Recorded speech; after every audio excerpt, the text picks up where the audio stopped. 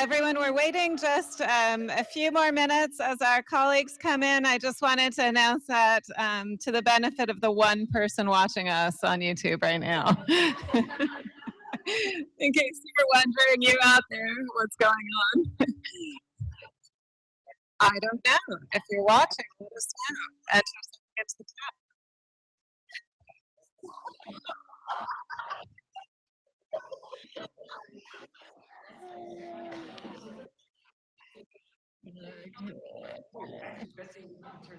Yeah, I'm going to. You got it.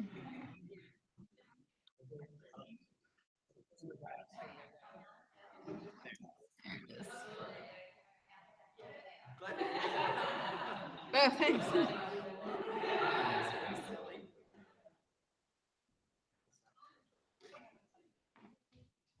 Don't worry, that will make sense in just 1 minute.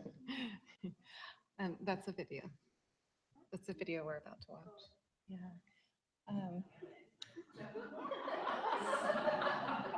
Strength, Banu. It's all about strength.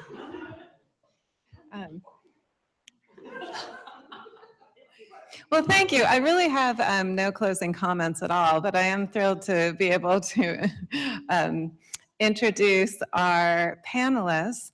And the only thing that I would like to close with is an acknowledgement of the departments here at UNC Chapel Hill who supported us in a range of ways, but especially financially. The Department of Geography, the College of Arts and Science, the Department of Communication, UNC Global Women and Gender Studies, Social and Economic Justice minor, and the Curriculum in Global Studies. So a lot of what we've enjoyed these last couple of days, I don't think we would have been able to without them. So we're very, very appreciative.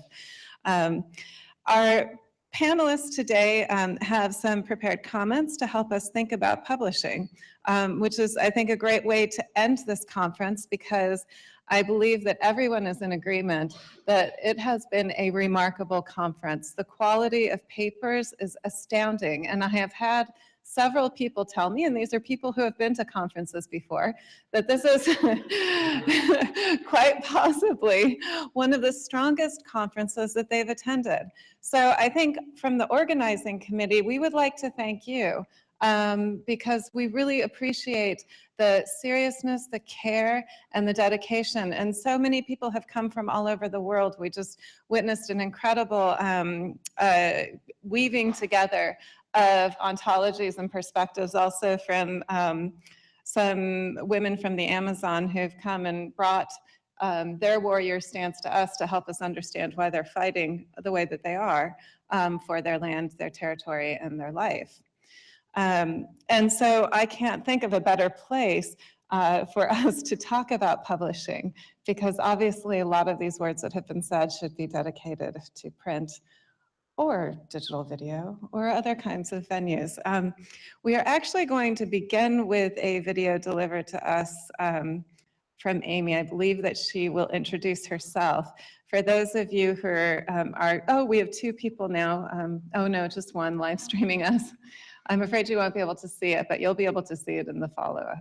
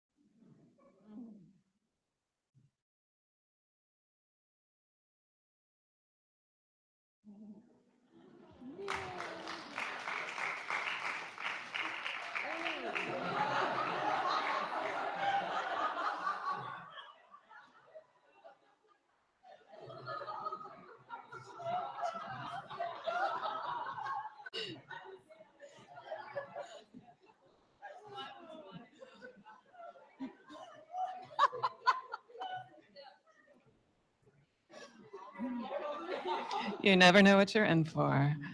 Okay.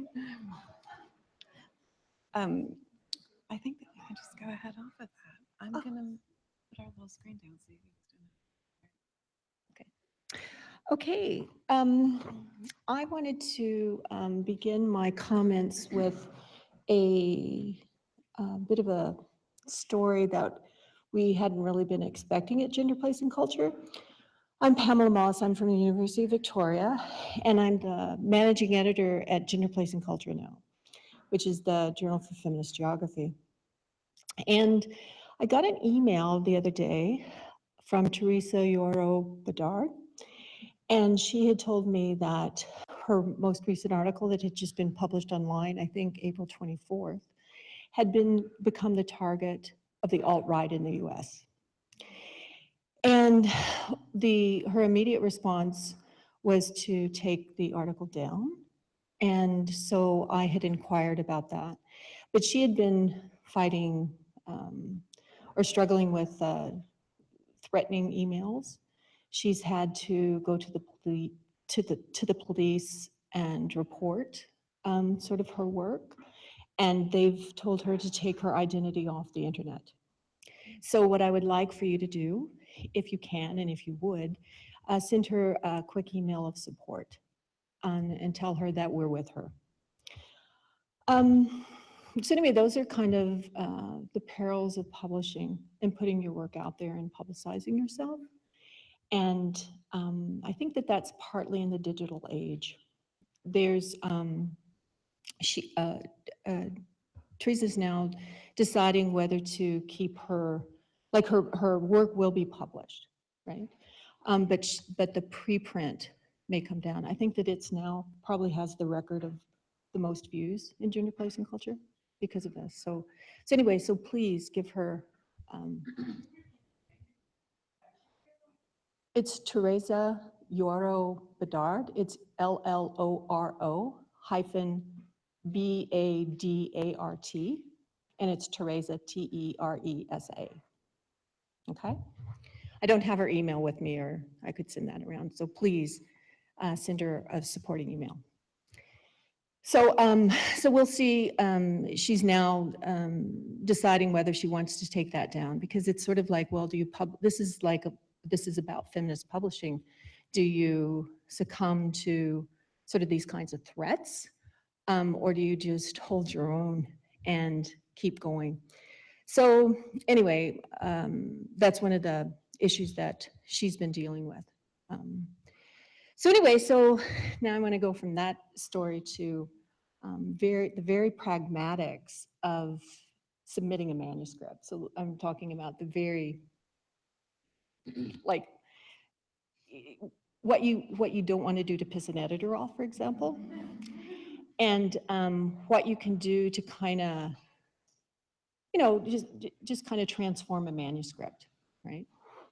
So one of the things that I first wanted to point out is that there are competing goals of publishing, and I'm thinking here of authors, reviewers, and editors. Okay, so the authors, authors. I'm an author too, so I'm right in there too. So I'm just not talking as an editor here, but as an author, you know, you want to get over the hurdle of peer review.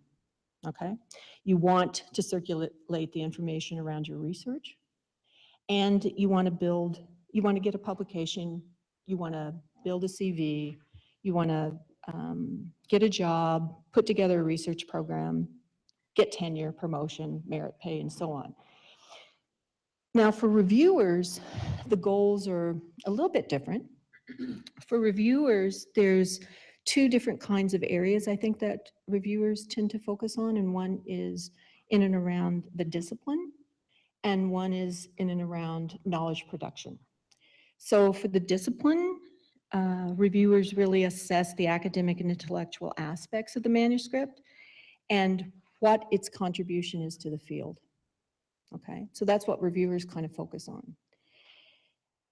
And so oftentimes, at least in Gender, Place, and Culture, there will be some comments about, well, how is this particular piece positioned within feminist geography? So it's for reviewers and for the editors, I guess, it's an exercise in building a discipline, okay? So, but it's also about knowledge production, and the reviewers, and I think Gender, Place, and Culture has excellent reviewers. The reviews are always positive, they are constructive, and they give really good advice on what to do, even when you don't like it, right? I was just talking to Sarah about that. But what reviewers also are, what's important for reviewers in this knowledge production process is to ensure that the manuscript is actually readable, positioned within a set of arguments, it's structured appropriately, whatever that might be for that particular piece of writing, and it is engaging in and of itself, okay? Now, for the editors, there's a little bit, again, a little bit different goals for publishing. And Gender, Place, and Culture has a culture of mentoring as part of the process of publishing. And so that you will end up getting 2 or 3 reviews to say, no, you have to do this again, you have to do this. You meant the students and junior scholars and senior scholars as well are mentored through that process. But editors also have a goal in and around the discipline, the same thing. It's kind of similar to the reviewers, but rather than thinking about the contributions, editors want to make sure that there's sort of this range of, or a range of works being published in the journal, okay? So editors want to see variation and variety, innovation, okay? And then in and around the knowledge production, editors, and this is why editors are kind of picky, and I think I might be really picky, just to let you know, is that like our goal is to get the best work out of you as the author, okay? So that's why there's one more, think about this, change that one word in the title. So it's just pulling out and getting that best piece of work. That's kind of from the editor's viewpoint. So now what I want to say, or want to tell you, and this is like really nitty gritty stuff, is what the common mistakes arise, like within this kind of triangle of competing goals. And some of the common mistakes that I found, there's some pre-review mistakes and there's post-review mistakes. And so with the pre-review mistakes, the most common, no, that's not true. The third most common is that the manuscript is actually incomplete when it's submitted, right? The bibliography is incomplete. I don't think that I've even ever come across a manuscript that the bibliography has been complete, right? But sometimes the submission is wrong, is just wrong. They've submitted the wrong file. So there's a lot of stuff, and those are just common. You finish the paper and you just do it, right? And so, you know, they're understandable, but again, they slow you down and everyone gets anxious, right? The second most common mistake, I think, in pre-review is that the manuscript just is taken on too much. So there's like 4 or 5 comments, or I'm sorry, 4 or 5 arguments. It's all set out at the beginning, and then each of these arguments has 3 or 4 claims, right? And then throughout the manuscript, there's no way that you can support all of those claims with those kinds of arguments. And oftentimes then the reviewers will say that, right? But, and this is kind of linked to word count a little bit, because you can only say so much in 2,500 words, 5,000, 7,000, 9,000, 11,000, whatever, right? And I think it's really important to remember the word count and word limit. And related then to that is this notion of, if you have too many claims, have too many arguments, there's a lack of the development of the arguments, all right? And oftentimes what you'll see is that the manuscript is kind of going all over the place at the beginning, but by the end, there's some substance, and then the reviewer actually sees that this is a substance, and then they take it back and make comments throughout. So that's kind of a development of the problem or mistake. But by far, and this is by far the most common mistake in a pre-review process, is that the draft itself is not, it's a first draft and not a submission draft, okay? So that first draft is where you get to it at the very end, but then you don't take that one more look through that manuscript to just put it back together, to cut those extra arguments out, not to make those kinds of claims, to kind of pull that manuscript together.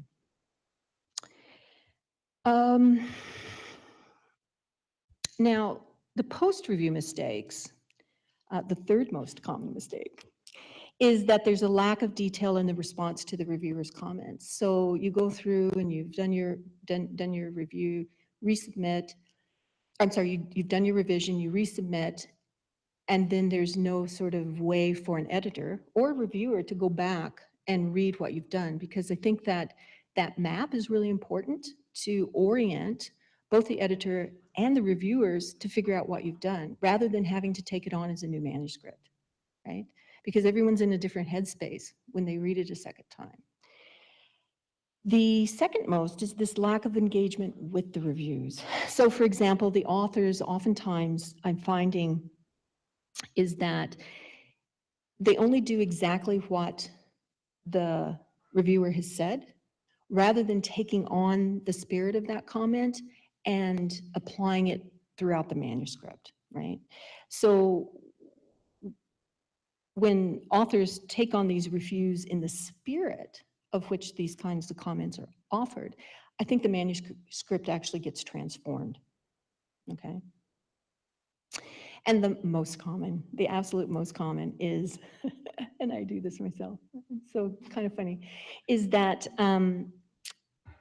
when the author is revising, the author will review the points of the reviewer's comments, and then just add a footnote. So they've dealt with it, right? And I mean, we've all done this, right? So yeah, that one's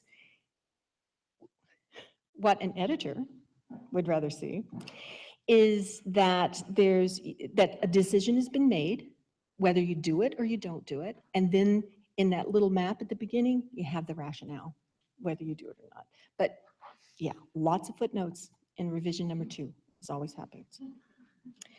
So now, you know, how to fix these. In the pre-review stuff, I think the key point here is to develop a submission draft and not submit a first draft. That's kind of, I think that would probably be the easiest fix. And I think an effective way of doing that is to invite someone else to read the manuscript before you submit it. But not your supervisor saying, you know, supportive and stuff. Ask your supervisor to read it perhaps as a reviewer, and so that you actually get a review. And then once you get that review, then you take on the spirit of those comments and then revise the manuscript. And then that actually will give you that submission draft. And that transforms it from a first draft to a submission draft. And as an editor, I've become really kind of strict, I think, with word counts. Word counts matter. And again, I think I'm going to repeat this that I said earlier, is that you know, you can only say say so much in 2,500 words, right? If you need 9,000 to say what you need to say, then you need to say it in 9,000. But if the journal's limit is 7,000, you might have to go someplace else, right? So in those word counts are important, I think, because of the publication process, right? So it's about page allocation. It's about what sorts of, not quite digitally snippets, but it's kind of like almost a snippet, right? You get used to reading these kinds of links, and this is what you can say in those kinds of links.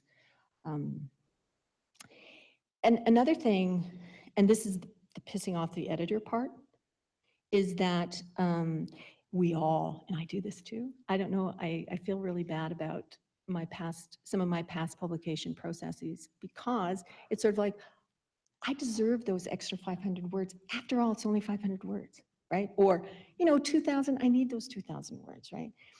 And part of it's not just word count, but it's that notion that you're the exception, or that I am the exception, right? That I'm the exception, I don't have to do this, I don't have to put it in that literature, I don't have to do this, I don't have to do that. And these are the competing goals of publishing, right? And so then you kind of have to figure out what it is you want to do. So, but arguing over word count is what upsets editors, I think. That was kind of a warning, more than a caution, I think. Now, the post review, it's just that movement toward getting that submission draft into the published draft. And this is that towards that transformation. So first thing when you get comments back from reviews is to let them sit, let them simmer. And when you're no longer kind of upset about them, then you can engage with them again. So I think that that's probably a the best piece of advice that I was given. And so I think that's probably the best piece of advice I could possibly give. And during that revision process, when you get the reviews back, using that opportunity to actually enhance, improve, and strengthen your work, this is the only time you're going to be able to do it, right? Rather than just going through and doing the checklist of getting things done, we're all busy, and I realize that that's a great strategy to get something done. But those revisions, it's really going to be the only time that you get to actually finagle and really get that little piece exactly how you want it. And then with that, then those reviews are going to help you do that. And the reviews, oftentimes you think, oh, you know, they don't make sense, or they don't get us. You know, they didn't get any of the points that I made. You know, that's what I would say too. But when you sit and let them simmer and you look at it, and again, take the spirit of which they're offered, because they're the ones that have sat down and taken the time to do the review. So that's what you need to take up. And then when you can do that, you can either say, hey, this is taking me off my trajectory, I don't want to do it. Or you can say, hey, this is challenging me, this is a better piece, right? Or you can say, hey, this is kind of just reinforcing what I've said.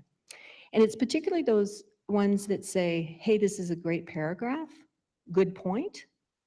And oftentimes, and I love this when I get this from authors, they say, thank you, or tell the, please tell the reviewers, we've appreciated that, and thank them for their comments. But one of the things that I like to tell junior authors too, is that when you see someone has said, oh, this is a good paragraph, what you need to do is look at that paragraph, see what's good about that paragraph, and then emulate that in the rest of the writing, rather than just saying, okay, I've got one good paragraph, right? So anyway, so those are my comments. And I look forward to seeing your pieces across my desk. Thank you.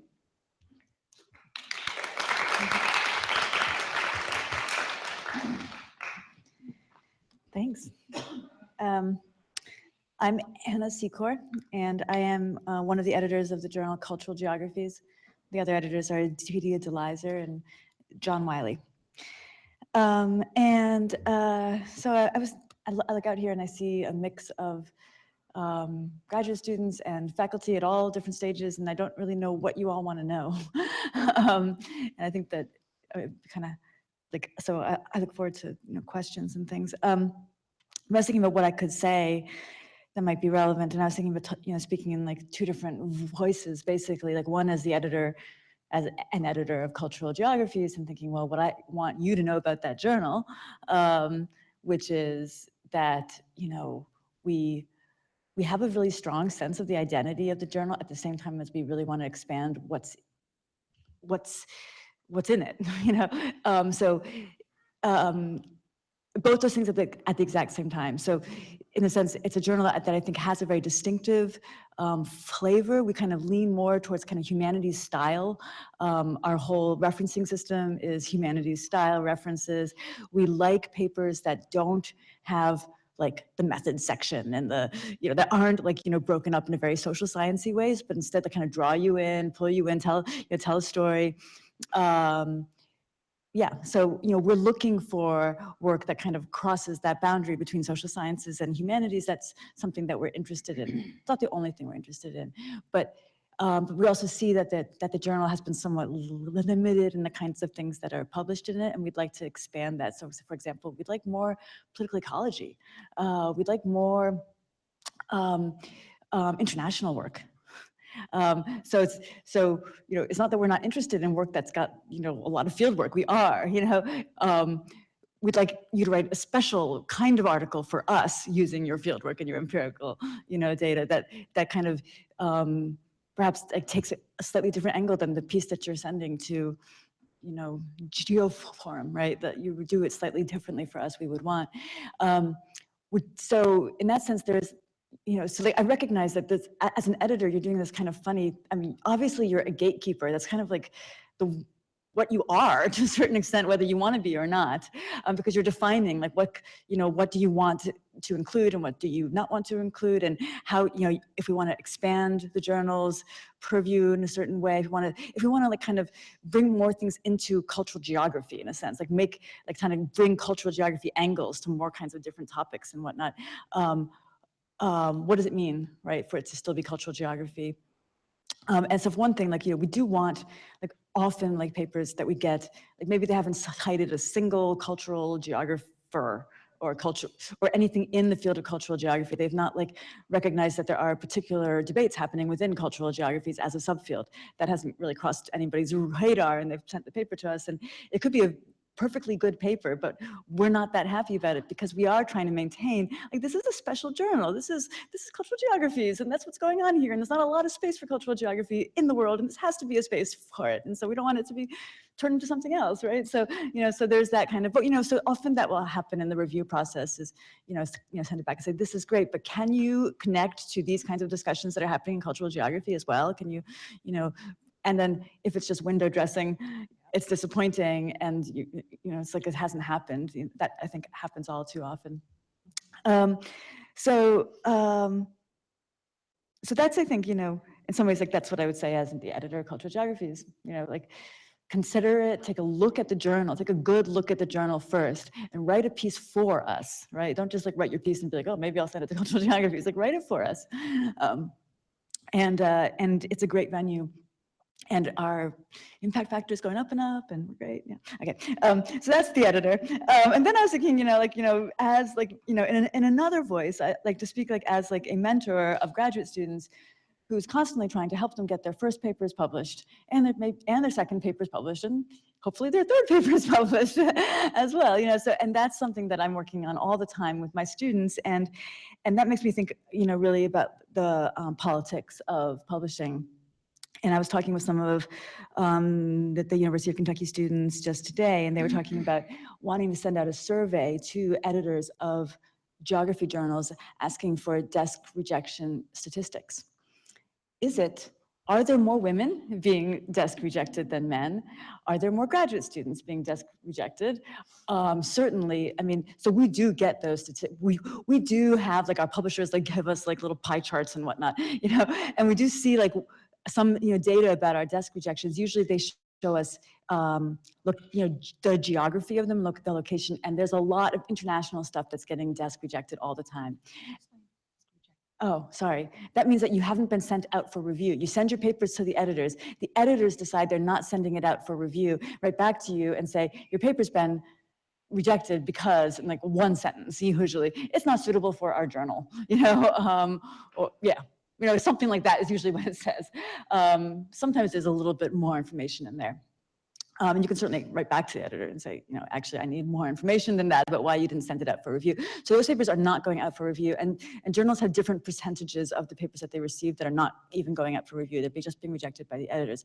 Now, is this practice, should this practice be abolished? No, we can't do away with it because we can't, like the whole review system couldn't sustain reviewing that many manuscripts if we sent them all out, no matter how random they were. So like we couldn't do that. We do have to do desk rejection, but at the same time, there's like, it's not blind, right? It is not blind peer review.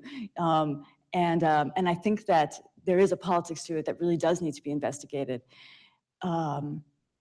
I really was thinking this a lot, and this again, like not really speaking as an editor, but as a mentor, that at UK there was a period of maybe 5 months, 6 months, where I saw 5 of our graduate students send out papers for review to one particular journal, and each one got desk rejected, one after the other, and I was like, you're not taking papers from graduate students? Because you can tell, you know these are graduate students at the University of Kentucky, you know, and you're not sending them out for review.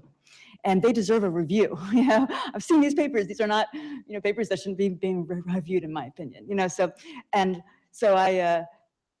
that, you know, got me starting to think about, like, yeah, what's going on here exactly, and how much is the peer review system, the blind peer review system, being subverted actually by desk rejection? That's actually barring maybe junior people from getting their work out there to a certain extent. And yeah, and who knows about the gender of it too, because those are not statistics that we see from the publisher. We don't get like a breakdown on that. But that would be really interesting to take a look at.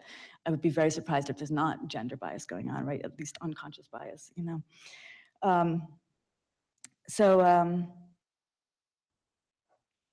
Yeah, I guess that's pretty much what I wanted to say. I'd be interested to hear your thoughts on it when we get to the question part.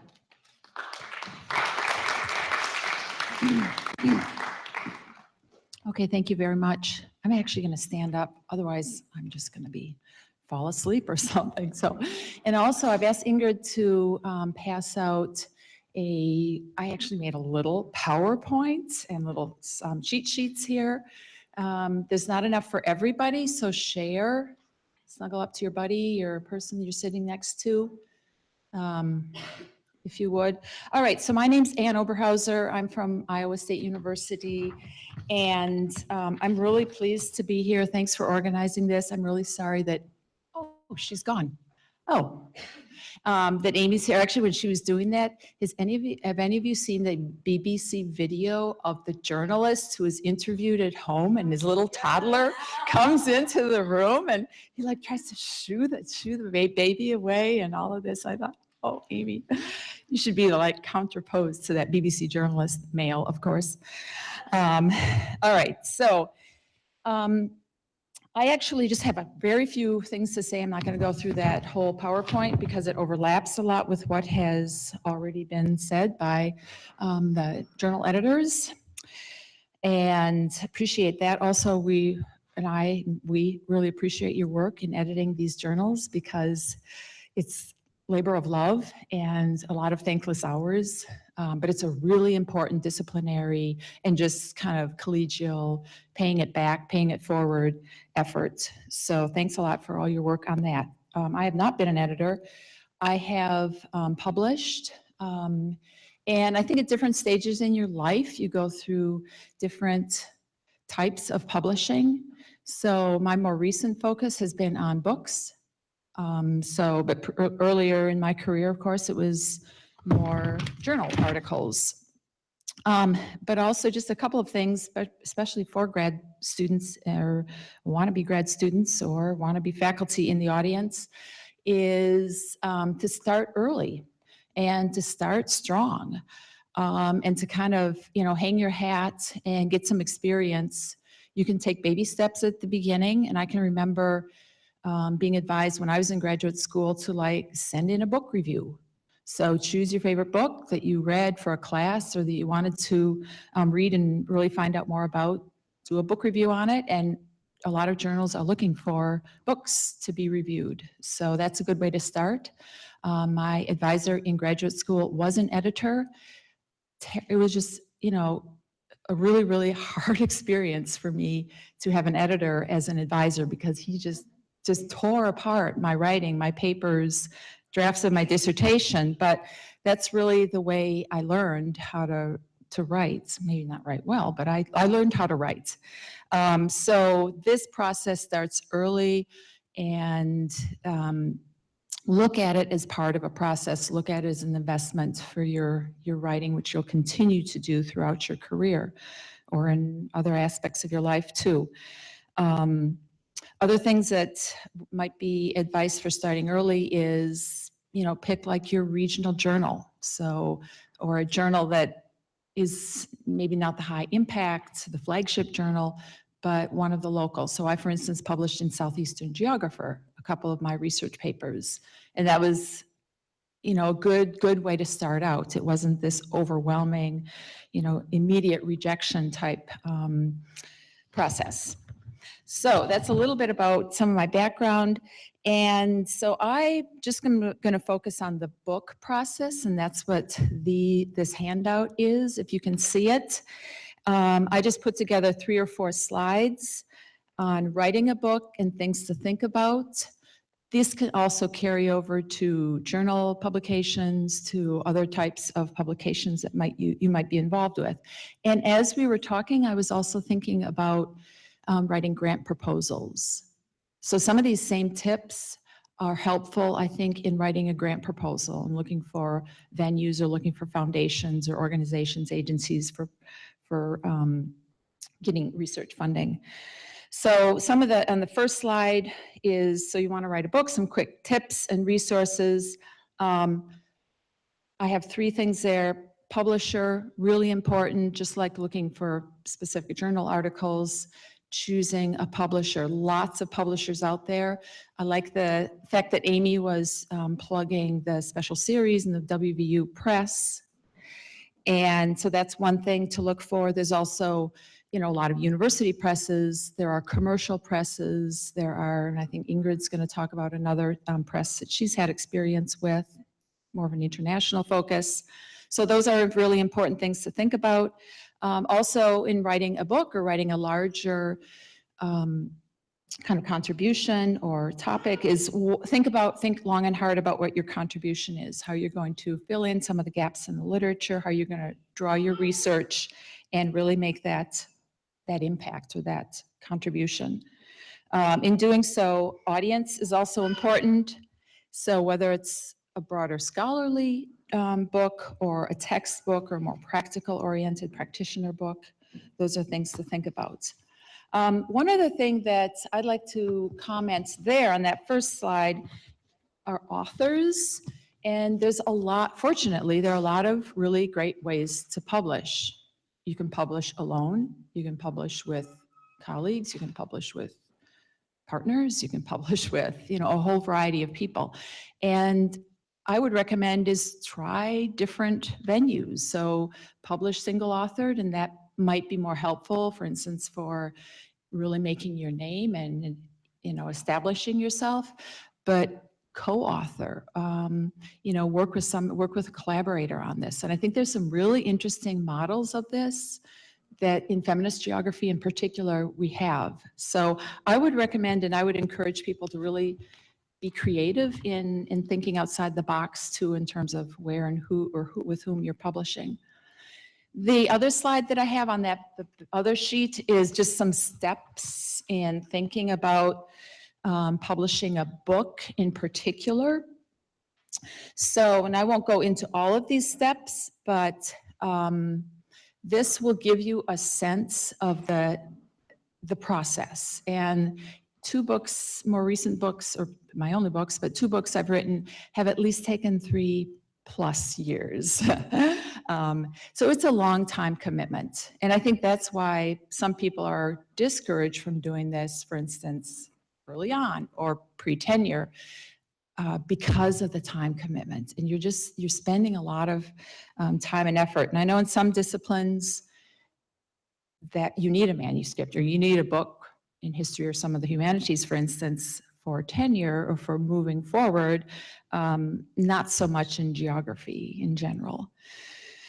So there's the proposal, which is quite an in-depth process, is to put together a proposal and all the things that are expected with that, which you'd send off to the publisher, and then you'd get feedback and reviews on that. And then you kind of, once that's been negotiated back and forth, you can start that process. There's also a really important thing that Amy actually mentioned in some of her points, and I know that she's probably involved with as the editor of this series, are the contracts. And like any other contract, right, they're negotiable. You can ask for things, they can always turn you down, but you can negotiate back and forth. And I've done this several times, or different times with publishers, not just on royalties or a proportion of the sales that you'll get, but like the number of desktop or the number of copies that you'll get, or length of time, or advance. money. So there are different ways that you can negotiate and really get what you want from these books or from the whole process. And don't undersell yourself. And, you know, like in negotiating a job, ask for more, and then you'll maybe get what you want. So then there are different stages to that as well that you can read and ask questions about if you're interested. Finally,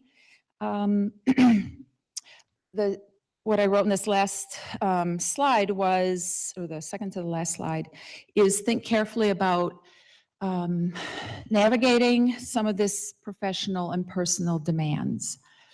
And we do that all the time. Whenever we are working or kind of starting off in something, is think carefully about the time commitment that's involved, what other things are going on in your life, and how that's going to affect or impact. So if you have a sabbatical coming up or a leave, that might be a good time to do a bigger project, for example, in terms of writing, because you will have bigger blocks of time and you'll be able to hopefully do some of this. Other things in terms of navigating some of these demands is seek out help. Be it them graduate students, you can have RA, some graduate students help out. You can actually pay a professional editor at different stages to help you in the process. It's really worth it, at least the way I've found. Also, there's just some other little logistics that we all face in publishing and considerations around that. And then finally, and something I didn't even think about going into writing a book in particular, was the marketing. And this is really important. You don't want to put so much effort into something and then it just sits there. You know, some of us have had that experience maybe with our dissertations.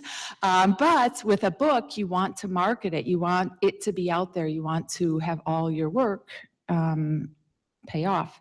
So there are different really interesting strategies that I learned about and where people told me about in terms of getting that book out there. Just having libraries purchase books. They maybe less money these days, but they have more money than some of us to purchase some of the books or get access to them. And then there are different ways that you can advertise, and I've seen some very creative strategies by colleagues in terms of advertising their book or advertising some of their work through their signatures and through different avenues and venues.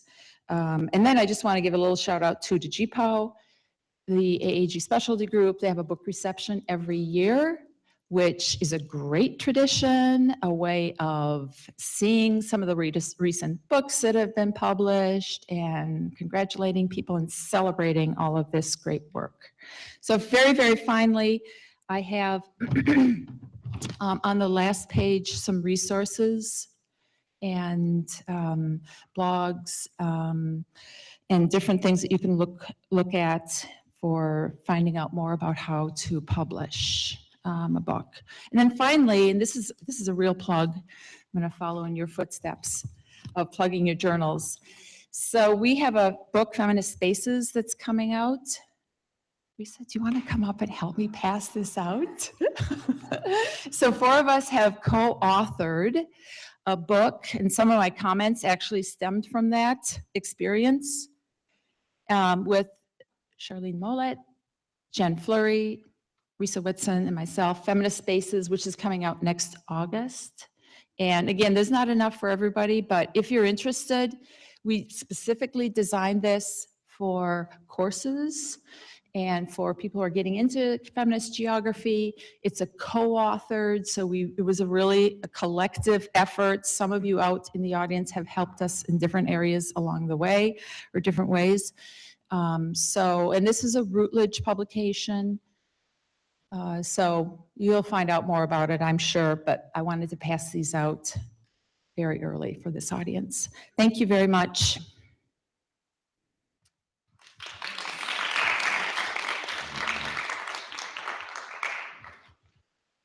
Okay, thank you. That was really great. So I don't know what just happened, but some of the things that you were mentioning as really good strategic advice just along the panel was, it feels really good because there's a lot of concrete stuff there to work from and to work with. And I think all of us to some extent, really need to be grounded in some practicalities and have something to latch onto. So I think that's really nice and helpful. And I think I just have to be honest, my approach is slightly different. I'm obviously kind of pretty junior sitting up here. And so I was asked to speak about the experience of co-editing a volume. And that we published that with Zed, which is an international press. It usually goes straight to paperback, and it's really, it's cheap, it's accessible, really wide readership. Lots of activists communities read it as well, practitioners and academics. And I felt good about publishing with Zed because one of my mentors, Ifi Amadiumi, had published with Zed like a long time back. And so I was like, well, that seems cool. And then I found out later the politics at her own institution of that being not good enough or not being an academic enough of a press, right? And so I had that in the back of my mind. And you just have to forgive like what I can't even control this, but I kind of don't care if it's an academic press or not, because I wanted it to reach certain audiences and communities, and that book was very important. It was doing something very important in Wendy Harcourt, who's the co-editor on this book, in our lives. She was new to this institution, ISS, in The Hague in the Netherlands, which is part of Erasmus University, and I was brand new as a postdoc with like a very generous guy, Bram Buscher, who's really great and super chipper. And of course you can do things, you know, kind of, so I'm not trying to like throw shade on Bram Buscher, but he's really great. He's one of the most generous scholars I know. But it was very interesting that the first thing that I published out of my postdoc was actually with Wendy and not with Bram, who sponsored my postdoc, which was like, but so Wendy and I created this, sort of formed this relationship out of being in the same institution just after my PhD. And sort of we had invited folks who had contributed a while back to scholarship on feminist political ecology and in other realms. And we wanted to kind of reconnect and see what was out there. And there's a lot of politics behind who ends up being on that final author list of who ends up in an edited volume and who doesn't. And it just in terms of like who's in a good moment to write right now and who's not, and that's okay. And we'll publish in another venue, in another space, in another time. And with plans to publish and do projects in the future. So there's a lot of folks who aren't in that book who are part of conversations in sort of conferences and colloquia such as this, who are still part of something bigger, and we're really excited. Yeah, that's all I can say right now because this is being video recorded, but there's stuff that's coming in the future that we're really, really excited about. So there's some politics, me being on the tenure track, and I just finished out my 4th year at University of Vermont, and our faculty standards committee just came back with its sort of comments, and again, not a academic press, kind of just like, doesn't count. And so I had to sit with that and think about, okay, I basically have a summer to pump out all of these articles to kind of get tenure. And that's really daunting. And then I've been thinking a lot about, like through this conference, even these past couple days, on what I have done and the works I have written. And like the first things I wrote out of my PhD were in Portuguese, published and printed in Mozambique, with the environmental activists with whom I was collaborating, 3 essays that were distributed across the country and in the communities that we worked in. And nope, that doesn't count.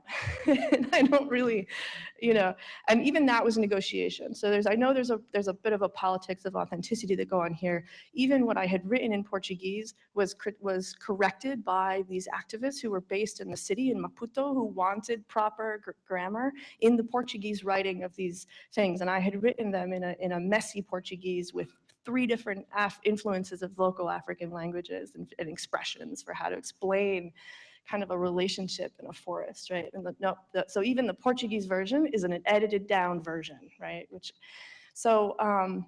The writing that I did in the communities where I worked in Zambezia, Mozambique, was actually in the form of a party. So my published work in Mozambique for and with communities, it was a party with a goat and a projector and a series of slides and sort of a feedback process and a series of visitations with families and photographs and catching up on relationships, right? And then there was a publication process and a series of essays with the environmental activists that I worked with that suited their needs to kind of show that they're publishing work and disseminating in the communities where they're working. And so they had to pay me formally so that it was part of their whole like legitimate process, right, for being a proper NGO in Mozambique, right? So all of that happened at the midst of being a graduate student or just coming out of that. And I had sent something to one official geography journal and it went out to review and in the end was rejected. It's 7 years later and I'm finally sending that puppy out to somewhere. But that one's been a really hard one to write because it's just been, that one is a tough article because of all the relations that are involved in that one piece. So just to give you a sense of like, that you cannot separate publishing from your interpersonal lives, and you all just said that, right? But I just wanted to kind of give you some concrete examples.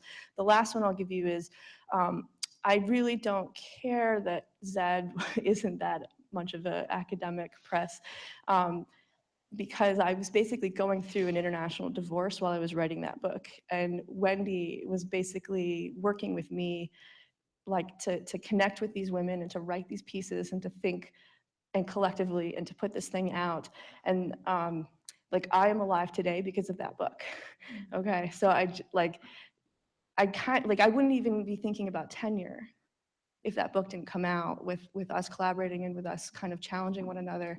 And there was an intergenerational collaboration going on there. So she needed me to feel fresh and new and like she had some sort of way to speak to new generations, right? And I needed her to kind of navigate the politics of publishing with Zed, which she'd already published with before. So those institutional politics she could navigate quite easily and I could be shielded from that.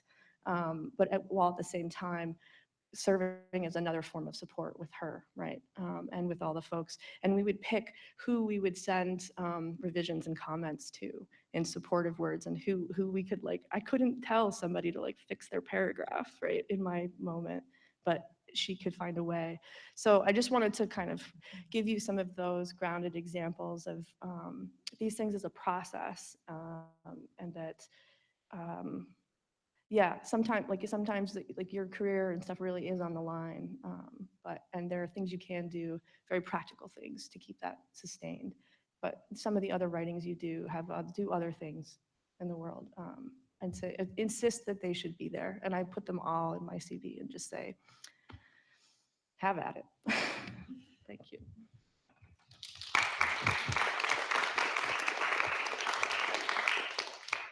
Thank you so much. We are open for questions. I shall run about this room.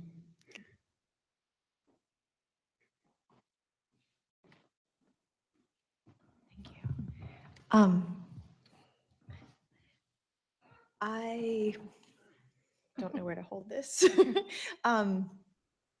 One of the things that I've been thinking about, and I love your comments and your advice, is that it seems, and this is anecdotal, based on conversations that I've had with other female young junior scholars, and it seems that we are getting manuscripts to review that are those first drafts, and that we put this incredible amount of caring labor into our review process, and we give them a paper.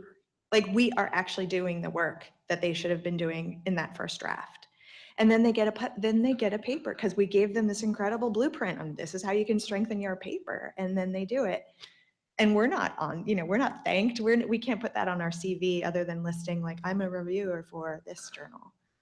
But it's so much work. And I feel like anecdotally, my female friends, we get those papers on our desks, and I have other male friends, and that conversation isn't that's not part of our conversation.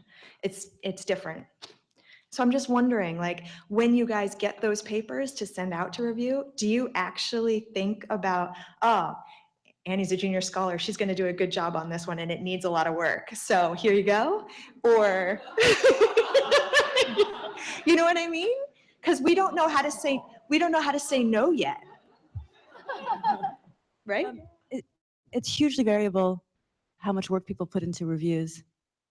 It's just hugely variable. And it's, I mean, gender is probably, like if you were gonna break down all the factors, is like what's gonna get you, who's most likely to do a very good review? Yes, women are more likely to do a very good review. Not that all of them do, but yes, they are.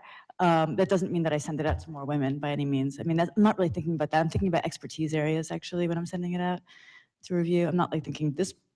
I'm hoping that everybody will give me a good review, But what comes back is really variable. And honestly, I mean, the truth is that we end up putting a lot of labor into each other's work. We do, that's what reviewing is. You are giving somebody, you are helping, and that's a huge amount of what we do as professionals is help each other, help people we don't know, help, people improve their work. But you also have to figure out how not to put too much into it.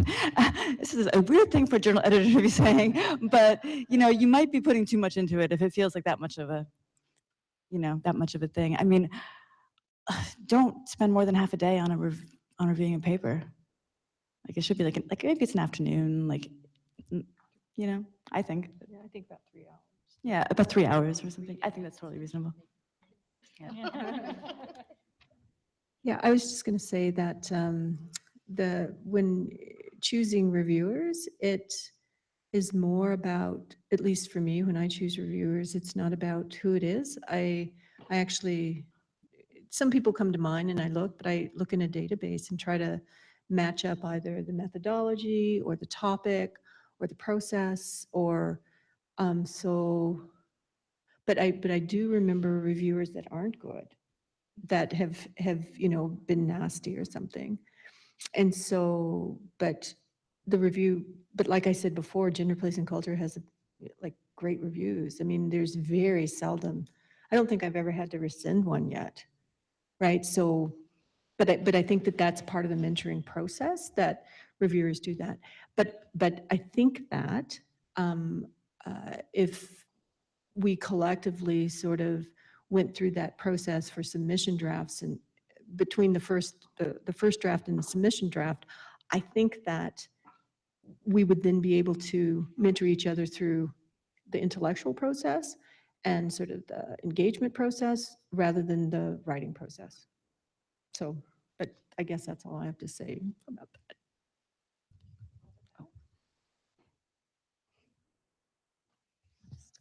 Pass it along.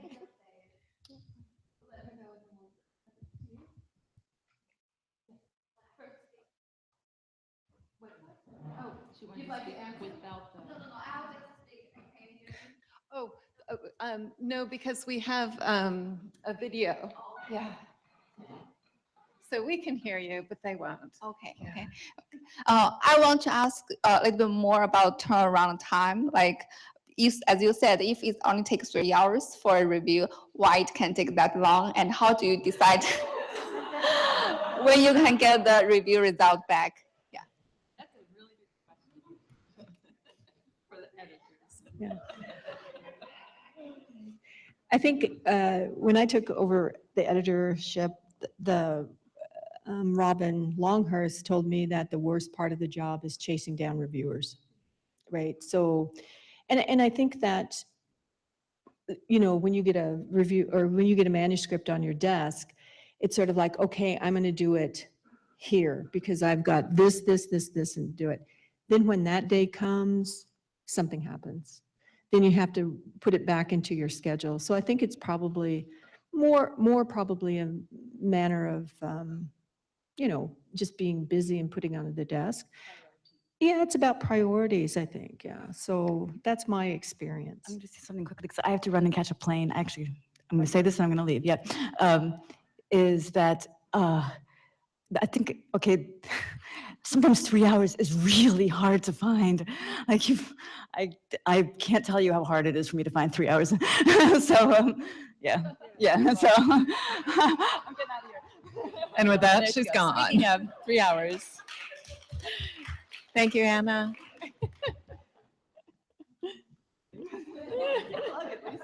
You don't have to say goodbye in front of everybody. No, I think that's a really good question. Partly it's the number of reviewers too.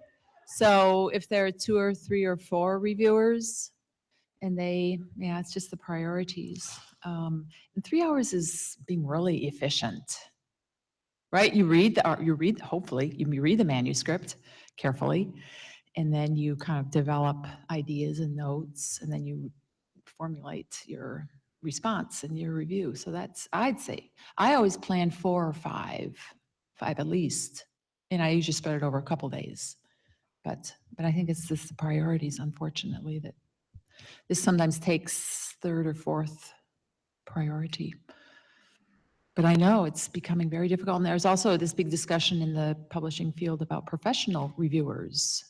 And I've seen that being discussed because it's increasingly difficult to find peer academic reviewers. So I've seen discussions about, well, they should just pay people, because otherwise it's not a paid job or it's not a paid process, and then professional people will do it. Or board. Yeah, and I think that another discussion is that you just have, 30 reviewers, and then that would be the board of reviewers, not an editorial board, not for the direction of the journal, but you just set 30 people, and then they're appointed for like 3 years, and they're the ones that determine. I don't know if that's a good idea, but so yes, that's why it takes so long.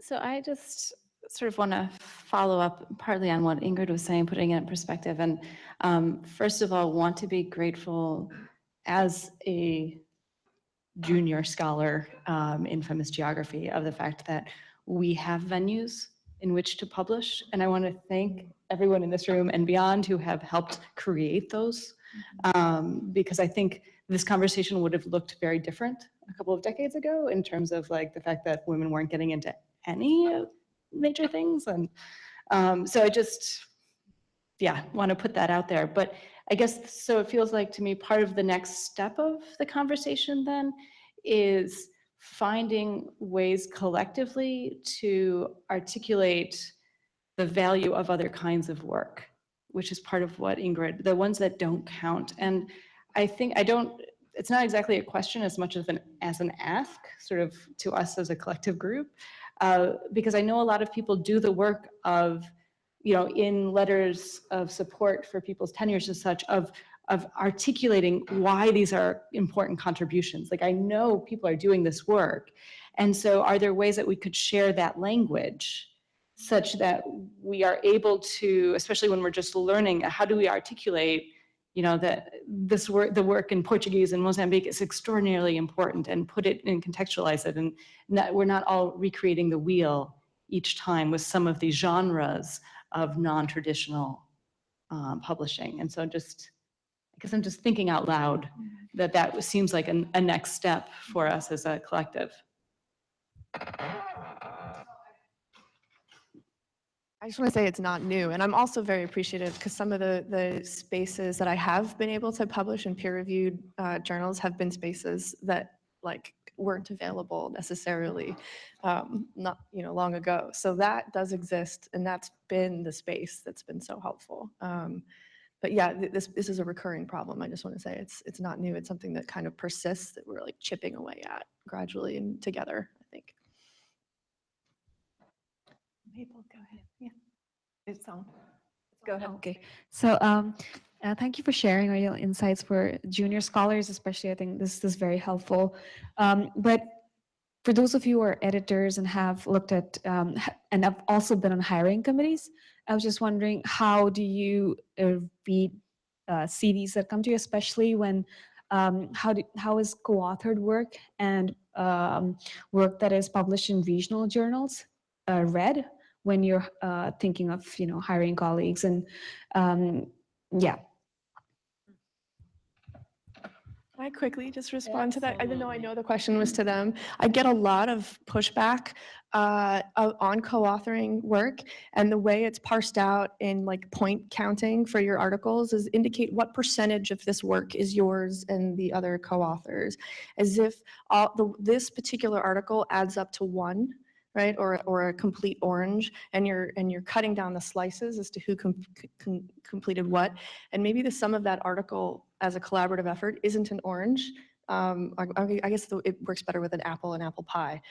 That work is like a whole apple pie and not just the apple that you're slicing. So making that case that the sum of this collaborative effort is greater sometimes than just to be treated as one article has been really hard. And so I'm also looking for this advice on how to spin this.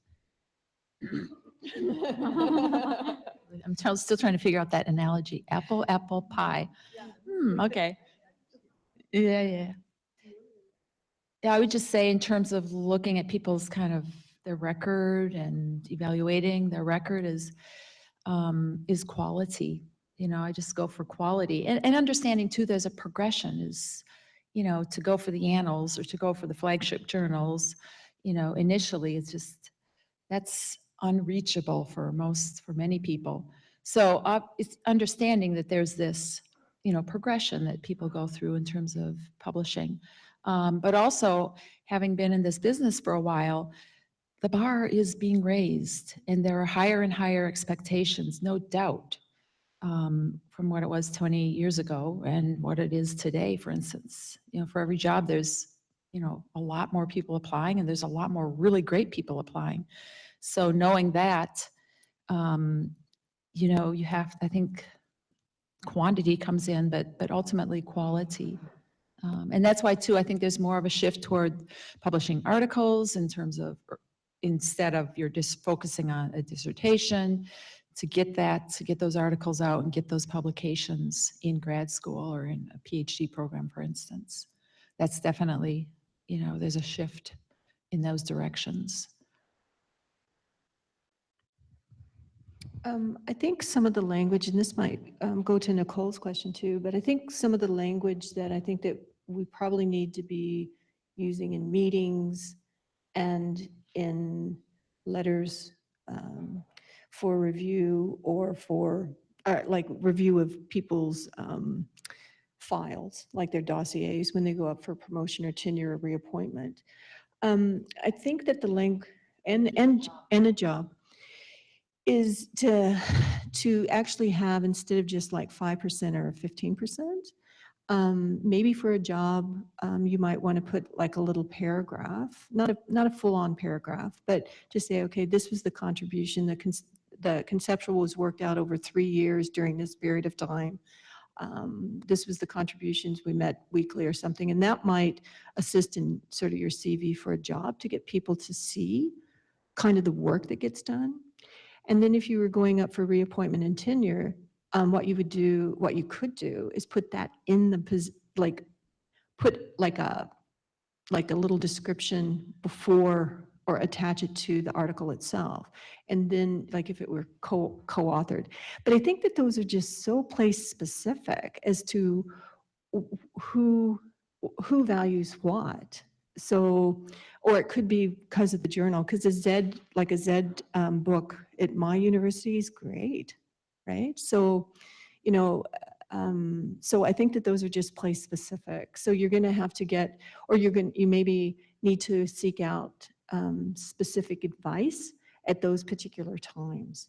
So, but I'm really a fan of the glossing over of what you've done and how you've contributed, and you use the language of the apple pie, right? And put lemon in it and cinnamon and maybe a few berries, right? So I think that that's important because it is bigger than what the ingredients are. So. Yeah, Pamela, thank you. I'm going to pass this off in a second, but I just had one comment I wanted to make in terms of why this all takes so long too, in terms of the reviews. Many of us have 5 reviews at a time on our desks. So, and I always do it, first in, first out kind of thing. And so trust your editors. I think they've sent your manuscripts to the right people, but sometimes it's not just a matter of finding the time, it's a matter of finding the time 5 times over. And so just be patient. It'll be worth it. And I just wanted to add to what Lorraine said is that there's peaks and valleys. So there's the peak in April and May when all the manuscripts comes in, and then again in January, right? And then in August. So that's the most difficult time to find people to agree to do reviews because you have 4 or 5 already on your desk. That's a good point. I just wanted to ask a different question about published articles and whether it's a good strategy or idea to turn them into a book. And how you think about this in terms from a journal editor perspective, but also maybe from a book reviewer perspective. The question is about published articles and how to turn them into books, and whether it's a good strategy to follow that strategy, to think about, to turn them into a book.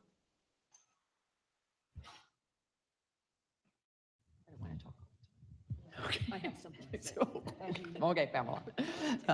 No, that's a really good question. So there's kind of a happy medium too. You can do a special issue of a journal. And then of course, if you want to expand an article, which is, significantly smaller than a book. So I think it's a matter of how you're going to formulate and how you're going to, and also the time, 2 months or whatever, however the turnaround time for journals, it's 3 or 4 years for a book. So those are some of the considerations, the contribution that you'd like to make, the timeliness of it, and then fleshing out a journal article into a book length or monograph length units and entity is a whole big process. Does that help?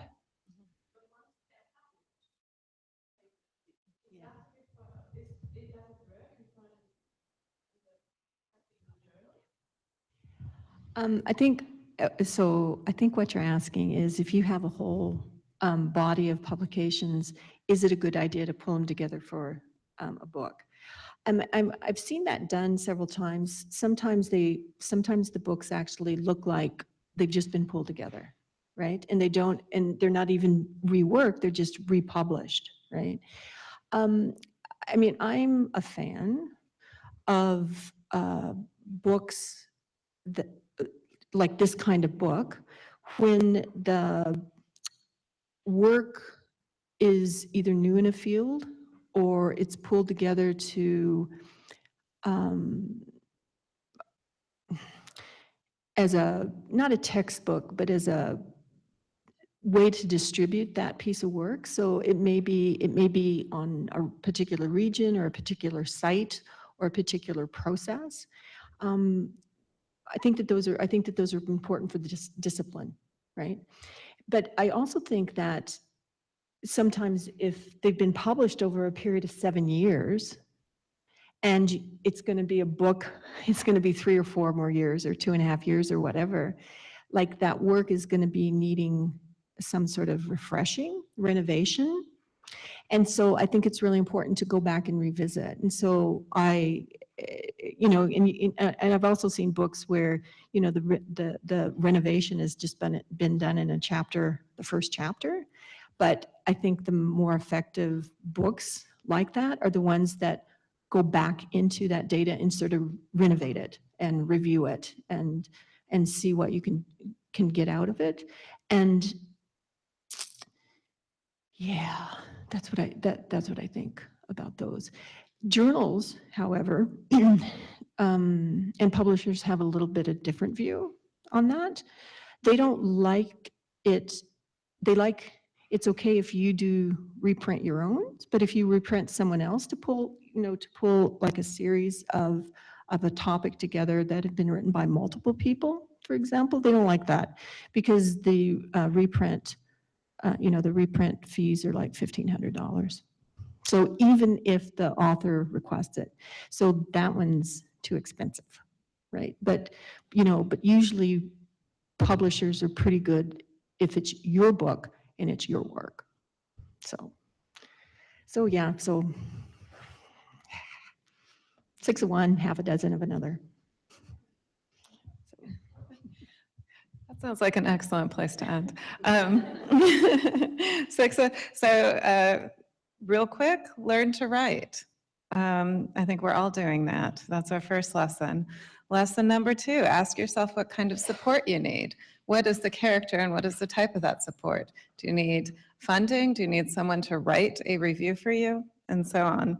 3, have a clear understanding of the goals, author, reviewer, and editor. And remember that we are also, the editors are also authors and reviewers. We all share many of these roles. For you, does access matter when you're considering your goals? Who do you want it to be read by? What is the time? What does it do for you? And so that goes back to, what do you need? Not just your support, but what do you need through your work?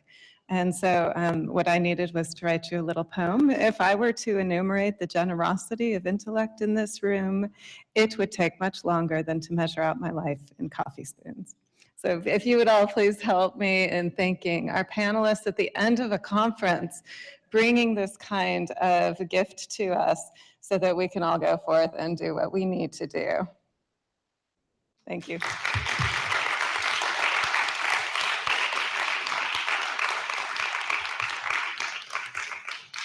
And if you're the type that likes to move things, put things away, if you're tidier, you like things in order, boy, are you in the right place, because now we do need to personally actually manage the space to close it down. So if you see something that needs to be thrown away, pick it up. And other than that, any hands that are around, I'm sure that we can find a job for you. So thank you very much. And thanks again to all of our organizers who made this come off seemingly. Oh, do we know where? The next conference. This is for you too, YouTube. We do need a place for the next conference. One of my great joys was Pamela like chasing me down and saying, don't you guys want to have the conference? And it took us a while for various reasons, but boy, was it worth it. I think it is now one of the most vibrant conferences that we've had after 2 of them. So we'll put that out there. We shall offer what we were offered, which was spreadsheets, information, graphics, input, some money to get you launched, all kinds of things. We can help you with the organization. Mike's raising his hand there. What was that? Oh, he's not volunteering. Never mind, you don't get Mike. Please let us know if you're interested. We would love to send you the files. Okay, thank you very much, everyone. Travel safe.